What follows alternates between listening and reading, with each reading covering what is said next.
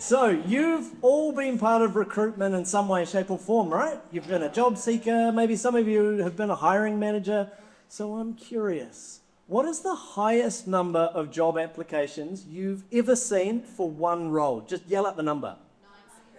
100. 1,700? Have we got any raises on that? 3,000? Right, look, we're just getting this avalanche of job applications at the moment. And yeah, cliche alert, AI has slightly changed the game on this, and I reckon we're all still playing by these old rules. And I'm not really sure it's working for anyone, to be honest. I think we need to rethink. In fact, I think we need an intervention, because nobody should be made to read 3,000 CVs that all say, I'm a team player and I thrive in fast-paced environments. Now, I did some research on this, and it turns out, just as of last week, that it's taking us 9.2 days just to sort through all these applications that we're getting in. It's almost 2 weeks. And so it's kind of understandable that everybody on the hiring side is now starting to go, geez, how are we going to make this work a little bit better for us? I saw this newspaper headline locally in the local rag. Our local council looking for a role. They've been looking for 5 months, doing the usual thing of putting it on Seek, LinkedIn, all that kind of stuff. And they haven't been able to find anyone.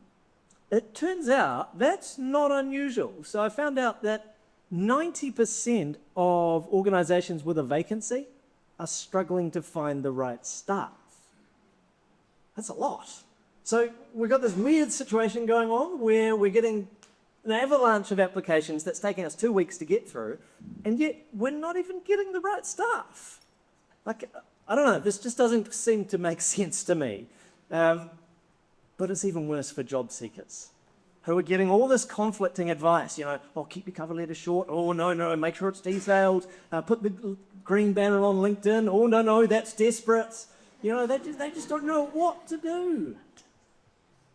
And so yeah, I've been working with some people on this to try and help them stand out in this mad market that we've got. And there's this one guy, John, and John is his real name, and this is a real story that I'm about to tell you. He's a really good candidate. He's qualified up the wazoo. He's putting a lot of effort into stuff, and people love working with him. He received a rejection letter 2 weeks ago that was a bit of a low point. It started with the usual, unfortunately, we have had a large number of applications, because that's now a bad thing. And it went on to say, we have not considered you for this position, which is like submitting an exam paper and then the examiner says, I'm sorry, we haven't read it, but you failed. So yeah, I reckon we're kind of in this AI arms race at the moment now, where both sides is just flinging more AI at each other, and the results are about as useless as this AI-generated image that I made, which I had to put in, because it's 2025, and we all need one in our speeches, at least. Just a note to the rest of you. So what are we to do? Well, I think we just need to make it less of a numbers game and more of a people game again. This whole recruitment thing. But I'm not going to trivialize this by telling you that there's 3 simple solutions that you just got to do, A, B, C, because if it was that simple, I don't think we'd be in this mess. But I did ask some of my clients if we could do one thing to make online applications work a bit better for you, what would it be? And what they said was basically, can you make it easier for us to impress you? So if you've got some really weird quirk about your CVs or your cover letters, can you tell us? If you don't want to waste time on a candidate you can't afford, then put the salary range in the job description.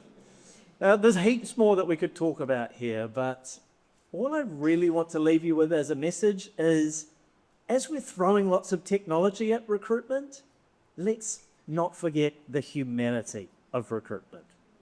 Thank you.